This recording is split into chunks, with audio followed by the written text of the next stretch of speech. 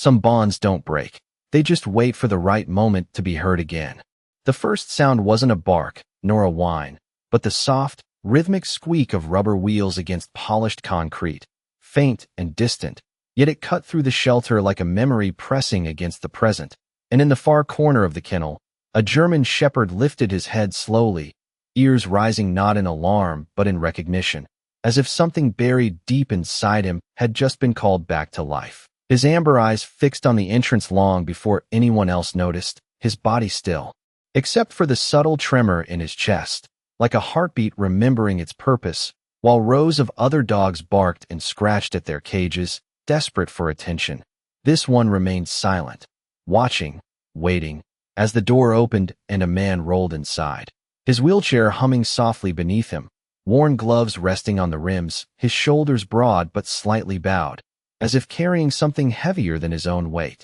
His name was Ethan Cole, though few here knew it, and fewer still knew the life he had left behind, the uniform he no longer wore, or the partner he never stopped searching for. Even after the world had told him to let go, the fluorescent lights flickered overhead, casting pale reflections across the tiled floor, and as Ethan moved deeper into the shelter, the air shifted in a way too subtle for most to notice, but not for the dog who had already taken one step forward, then another, drawn not by scent alone, but by something older, something trained into muscle and bone, something that did not forget. Ethan paused near the front desk, exchanging a few quiet words with the staff, his voice calm, polite, carrying the tone of someone who had once given orders but now asked for very little. His eyes drifted across the rows of kennels, not searching, not expecting, just observing the way a man does when he's learned not to hope too quickly. But then he felt it, a stillness in the noise,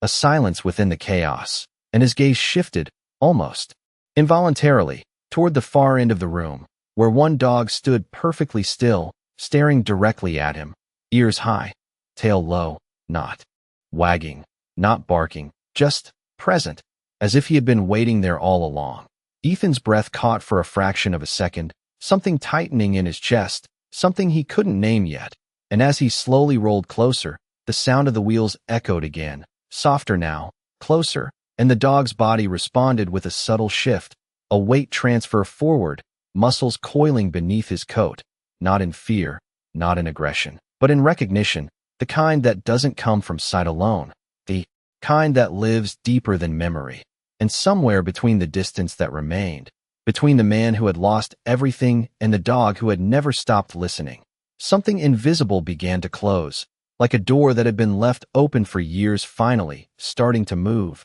inch by inch, toward a truth neither of them was ready to face just yet. The distance between them felt longer than the length of the shelter itself, as if every inch carried the weight of years neither of them could fully remember. And Ethan slowed his hands against the wheels, not out of hesitation, but because something in his chest had begun to move in a way he had not felt in a very long time. A quiet pull that did not ask for permission, only presence, while the dog took another step forward inside the kennel, paws pressing softly against the concrete, his breathing steady but deeper now, eyes locked on Ethan with a focus that ignored every other sound in the room, as if the barking, the clatter, the voices had all faded into something distant and unimportant. And for a moment Ethan almost looked away, not out of disinterest, but because hope had become something dangerous over the years, something he had learned to keep at a distance, like a memory that hurt too much when held too tightly. Yet his gaze returned, drawn back by something he could not explain, something familiar in the way the dog held himself, the angle of his head, the quiet discipline in his stillness. And when Ethan stopped a few feet from the kennel, the fluorescent light caught a small detail that made his breath pause, a faint scar above the dog's right eye, thin and pale beneath the fur, the kind of mark that did not come from chance, the kind that came from training, from service, from a life that mirrored his own in ways too precise to ignore. And his fingers tightened slightly against the cold metal of the wheel, his voice staying low, almost careful, as if speaking too loudly might break whatever fragile thread had formed between them. "Hey there, buddy," he said, the words simple, ordinary, but carrying a tone that had once been used for something more, something shared, and the dog responded not with excitement but with stillness, stepping closer until his nose hovered inches from the bars, his tail giving a single, slow movement, not wagging freely but acknowledging something deeper, something measured, and Ethan felt it then, a shift that reached past logic, past reason, into a place he had kept closed for years, and without realizing it his hand lifted from the wheel, hovering near the kennel as if guided by instinct rather than thought, the air between them quiet and charged, and in that silence a memory brushed against him, not fully formed but present, the echo of commands spoken long ago, the sound of boots on gravel, the steady breath of a partner who never questioned, never hesitated, and Ethan swallowed slowly, his throat tightening, because the mind can forget what the body remembers, and the body does not lie. The dog's ears tilted forward again, catching the subtle change in Ethan's breathing, and his posture shifted into something unmistakable, not the loose stance of a shelter animal, but the precise alignment of a trained unit waiting for direction, waiting for a voice it trusted above all others, and Ethan felt his heart begin to pound, not fast, but heavy, each beat landing with the weight of recognition he was not ready to accept, because if he allowed himself to believe it, even for a second, then everything he had buried would rise with it, every unanswered question, every moment from that day when the world had split into before and after, and he was not sure he could carry that again, not from a chair, not with hands that no longer held the same strength. Yet the dog did not look away, did not doubt, did not question. He simply stood there, waiting, as if he had done so every day since they were separated, as if time itself had never changed what mattered most between them. And in that quiet space, filled with nothing but breath and memory, Ethan found himself closer to a truth he had spent years trying not to face. The space between certainty and doubt narrowed until it became almost impossible to breathe inside it. And Ethan felt his hand hover closer to the cold metal bars without fully deciding to move, as if something deeper than thought was guiding him forward, while the dog remained perfectly still except for the quiet rise and fall of his chest, eyes never leaving Ethan's face, waiting not for permission but for recognition. And somewhere in that silence a memory finally pushed through, not as a clear picture, but as a feeling, the steady rhythm of footsteps beside him, the weight of trust that never needed words, and Ethan's fingers brushed lightly against the bars, the faint clink of metal sounding louder than it should have, causing the dog's ears to flick forward in sharp attention, his body shifting into a posture that was unmistakable to anyone who had ever worked alongside a trained K9, shoulders squared, head slightly lowered, focus absolute, and Ethan's breath caught as the realization pressed harder against his chest, because this was not coincidence, not similarity. This was something far more precise, far more personal. And yet he hesitated, his voice staying quiet, almost fragile, as if the next word carried more weight than he could afford to lift. "Sit," he said, the command slipping out before he could stop it, soft but clear. And for a fraction of a second nothing happened, the world holding its breath in that narrow gap between hope and truth. And then the dog moved, not hesitantly, not confused, but instantly, lowering himself into a perfect seated position with the exact discipline of training that had been built through years of repetition and trust. And Ethan felt something inside him shift sharply, like a door unlocking that had not been touched in a long time, his grip tightening on the wheel as his pulse grew heavier, not faster, each beat landing with the undeniable weight of recognition, because there are commands a dog can learn from anyone, but there are tones, rhythms, and quiet inflections that belong to one voice alone, and the dog's response had carried all of them, precise and unbroken by time. And Ethan swallowed hard, his eyes tracing the lines of the dog's face, the scar above the eye, the faint graying along the muzzle, the posture that spoke of discipline even in stillness. And with each detail the past moved closer, pressing against the present until the two could no longer be separated. And yet fear lingered, not of the dog, but of what it meant if he allowed himself to believe it, because belief would open everything he had tried to close, every unanswered question from the day it all changed, and he was not sure he was ready to carry that weight again. But the dog did not look away, did not break focus. He simply waited, as if time itself had no authority over what they were to each other. And Ethan's hand finally reached through the Bars, slow and careful, fingers brushing against the coarse fur along the dog's muzzle. And the reaction was immediate but gentle, the dog leaning forward just enough to meet the touch, eyes softening for the first time, not in excitement, but in something deeper, something that spoke of recognition fulfilled rather than discovered. And Ethan closed his eyes for a brief moment, because in that single contact, more truth passed between them than any words could carry, and when he opened them, again, the distance he had been holding onto for years felt thinner, weaker, as if it might not survive what was coming next. The warmth of the dog's breath against his fingers lingered longer than Ethan expected, as if time itself had slowed to make space for something neither of them had fully allowed yet. And he kept his hand there, resting lightly against the coarse fur, not gripping, not pulling, just present. Because after years of absence, even the smallest contact felt like something that needed to be earned again, and the dog leaned in slightly, not with urgency, but with quiet certainty, his eyes soft yet unwavering, watching Ethan with a kind of recognition that did not question the years between them. And for a moment the shelter faded,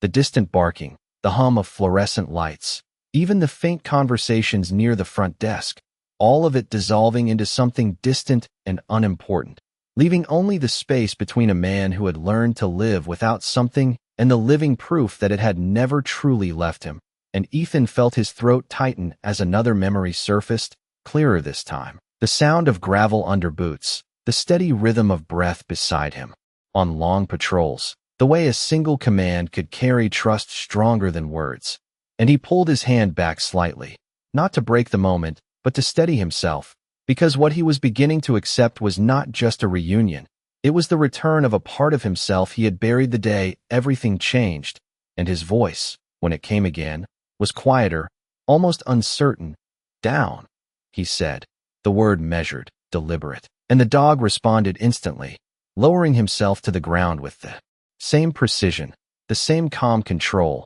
his eyes never leaving Ethan's face. And that was when the doubt finally began to lose its grip, because this was not coincidence, not chance. This was something that had endured beyond time, beyond separation. And Ethan exhaled slowly, a breath he had been holding for years without realizing it, his hand returning to the wheel, fingers tightening as if grounding himself in the present. Yet his gaze remained fixed on the dog, studying every detail, every movement, searching not for proof anymore, but for understanding. Because if this truly was who he believed it to be, then there were questions that had no easy answers, questions about where the dog had been, how he had survived, why no one had found him sooner. And yet the dog did not carry those questions. He did not look burdened by time or confusion. He simply remained steady, present, as if his purpose had never changed, as if the years apart had been nothing more than a long wait. And Ethan felt something shift again,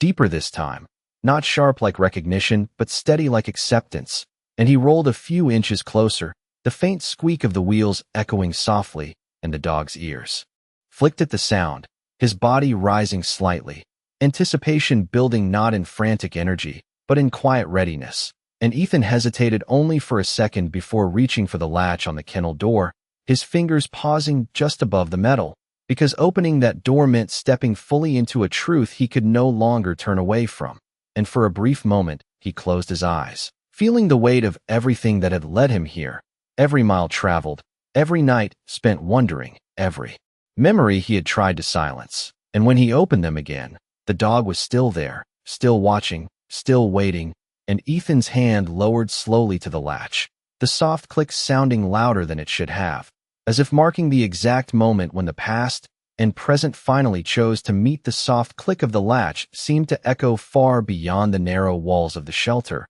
as if it had unlocked more than just a metal door. And Ethan felt it in his chest, a quiet shift that carried both weight and release at the same time, his hand resting for a moment on the handle before he slowly pulled it open, the hinges giving a low, tired creak, and for a heartbeat neither of them moved, the space between them no longer separated by steel, but still filled with years that could not be measured in distance alone. And the dog remained exactly where he was, not rushing forward, not breaking discipline, his eyes fixed on Ethan with the same steady focus, waiting, as he always had, for the one thing that mattered most, permission. and Ethan swallowed, the moment stretching thin with everything unspoken, because this was not just a reunion. It was a question, one that asked whether the bond they once shared had survived the silence of time, and his voice came quieter now, but clearer than before, carrying something deeper than command. "Come here," he said,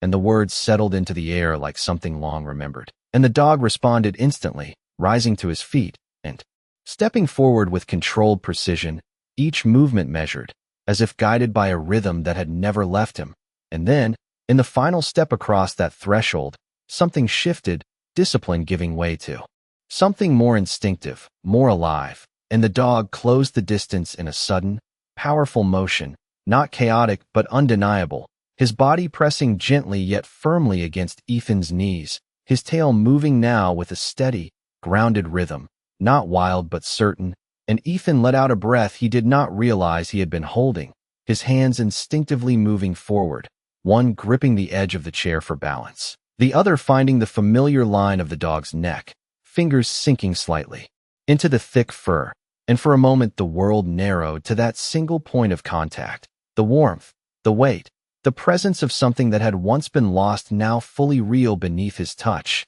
and Ethan's shoulders lowered, tension easing in a way that did not happen often anymore, his forehead dipping slightly as he rested it just above the dog's head, eyes closing not in weakness but in recognition. Because there are moments in life when words cannot carry what the heart already understands, and this was one of them. And the dog remained close, not pulling away, not restless, simply present, his breathing steady, his body aligned with Ethan's as if no time had passed at all, and around them the shelter continued, distant sounds returning slowly, footsteps, voices, the hum of everyday life, but none of it reached the space they now occupied, because something far more important had already taken hold, something that did not need explanation or proof, and after a long moment Ethan lifted his head, his hand still resting on the dog's neck, his eyes tracing the familiar lines once more, not searching anymore but accepting, and yet beneath that acceptance, a quiet question remained,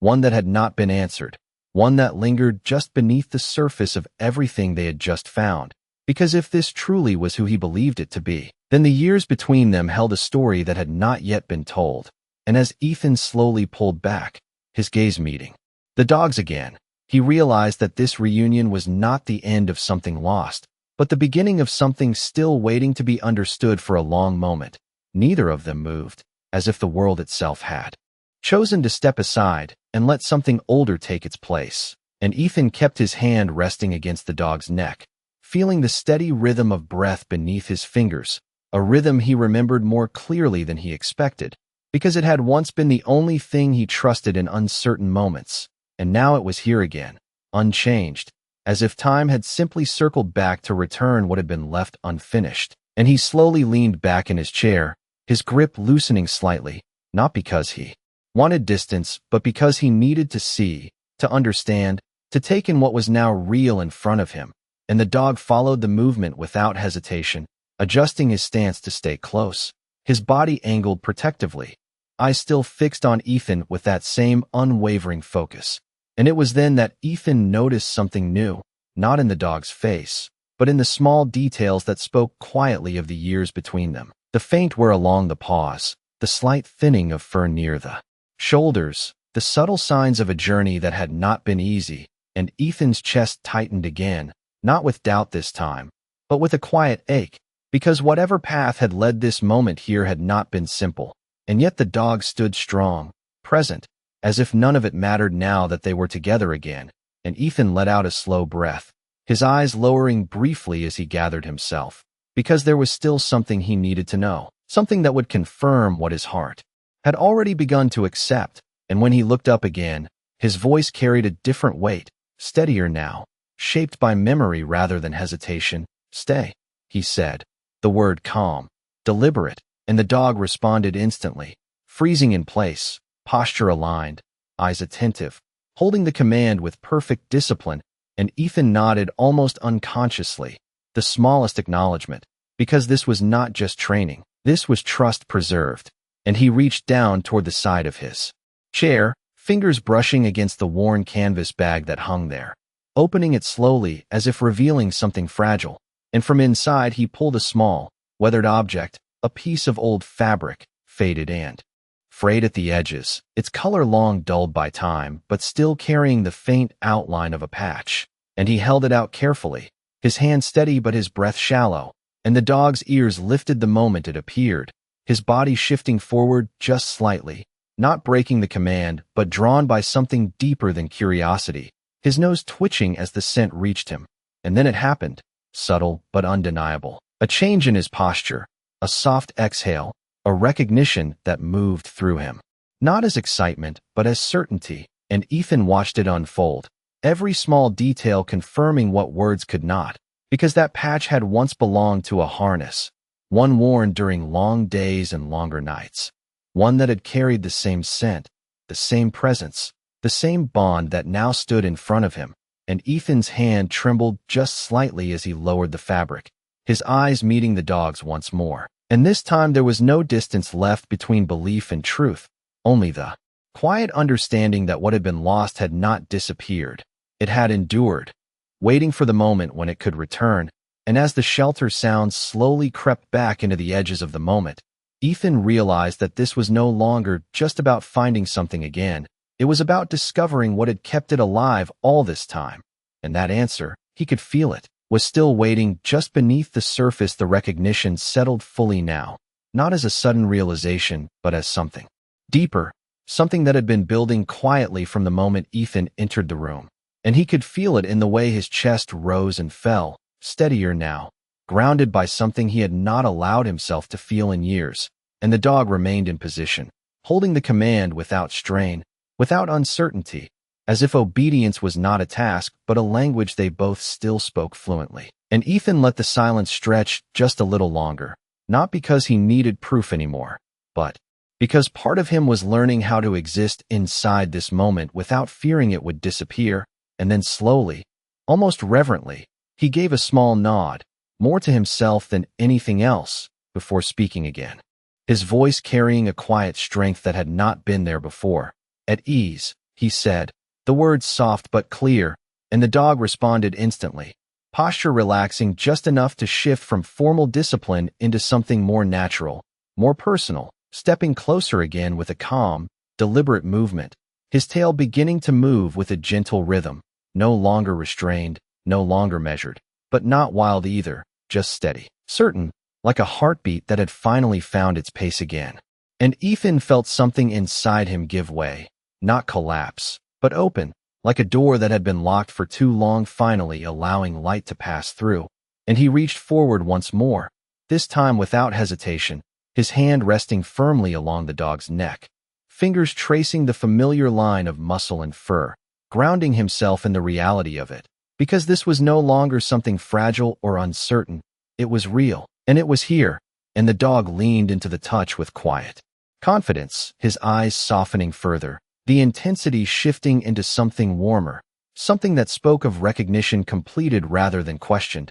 And for a moment Ethan allowed himself to simply be there, not thinking about the years apart, not searching for answers, just existing in the presence of something that had returned to him against all odds. And yet beneath that calm, something else stirred, a question that refused to remain silent, because the truth of what had happened between then and now still remained hidden. And Ethan knew that if he did not ask, if he did not seek it out, then this moment, as powerful as it was, would always carry an unfinished edge. And he drew in a slow breath, his gaze shifting briefly toward the front of the shelter where a staff member stood watching quietly, as if sensing that something important was unfolding. And Ethan hesitated only a second before calling out, his voice steady but carrying a quiet urgency, asking when the dog had been brought in, where he had been found, how long he had been here. And the answers, when they came, were not immediate, not clear, just fragments offered from memory,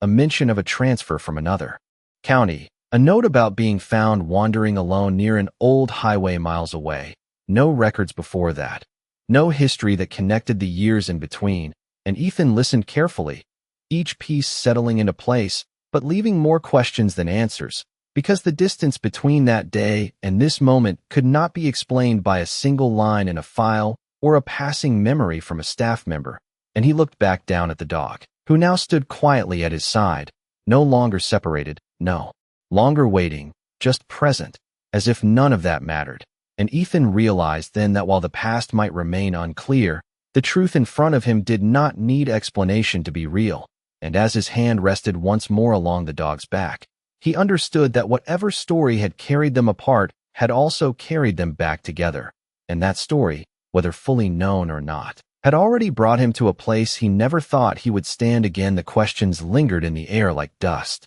caught in quiet light, present but no longer heavy enough to pull him away from what mattered most. And Ethan felt a subtle shift inside himself, not the need to understand every missing piece, but the quiet acceptance that some stories are not meant to be fully explained, only lived. And he rested his hand again along the dog's back, feeling the steady warmth beneath his palm, a presence that did not ask for answers, only acknowledgement. And the dog remained close, matching Ethan's stillness with his own, no longer alert in the way of waiting, but grounded, as if he had finally reached the place he had been moving toward all along. And Ethan glanced once more toward the staff, their voices now softer, their movements slower, as if they too understood that something beyond routine had unfolded here. And he offered a small nod, a quiet gratitude that did not need words, before turning his attention fully back to the dog. Because in that moment, the world outside this space had become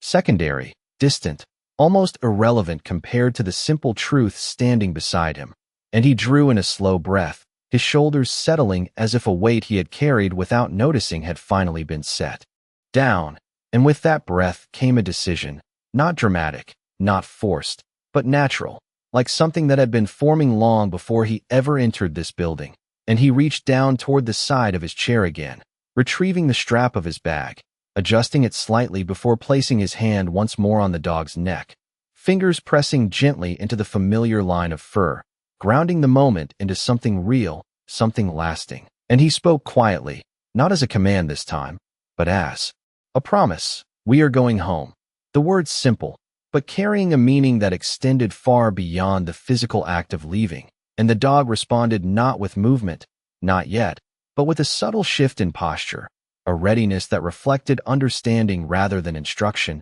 his ears lifting slightly, his body aligning beside Ethan's chair as if preparing for a journey that had already begun in a different way. And Ethan turned the wheels slowly, the faint sound echoing once more across the floor, but this time it did not feel distant or hollow. It felt accompanied, supported by the steady presence at his side, and together they moved toward the exit, passing rows of kennels that now seemed quieter, calmer, as if the energy in the room had changed in some small but undeniable way. And when they reached the door, Ethan paused for just a moment, his hand resting against the frame as he looked back, not with longing, but with a quiet acknowledgement of where he had been. And then he pushed forward, the door opening to the soft light outside, a gentle breeze carrying the scent of open air, of something wider, freer. And the dog stepped out beside him without hesitation, matching his pace exactly, neither leading nor following, but moving as a unit once again. And for a moment Ethan simply sat there, just beyond the threshold, feeling the air against his face, the space around him, the presence beside him. And something inside him settled into place in a way it had not for a long time. And yet, even as that sense of completion formed, there remained a quiet echo of the unknown, a path that had not been seen, a journey that had not been told. And as Ethan glanced down at the dog, who stood calmly at his side, eyes forward, ready, he realized that whatever had carried them through those missing years had not ended here. It had only led them back to the place where the next part of their story was waiting to begin. The light outside felt different, not brighter in any obvious way, but steadier, as if it carried a kind of quiet reassurance that did not need to announce itself. And Ethan let the wheels rest for a moment on the concrete just beyond the shelter doors, his hands easing against the rims as he took in the open space ahead, the wide parking lot stretching out under a pale afternoon sky, the distant hum of passing cars blending into a low, constant rhythm. And beside him the dog stood calm and grounded, his posture aligned not with tension but with purpose, his gaze moving briefly across the surroundings before settling again near Ethan, as if confirming that wherever this moment led, it would be together, and Ethan felt that presence settle into him. In a way that no explanation ever could, a quiet certainty that did not erase the past but gave it a place to rest, and he reached down once more, his hand finding the dog's neck with an ease that now felt natural again, his fingers brushing lightly through the fur as if reacquainting themselves with something they had never truly forgotten. And for a while they stayed like that, not moving, not rushing forward, simply allowing the moment to exist fully before the world asked anything more of them. And when Ethan finally drew in a deeper breath, it carried something new, not just air but a sense of direction,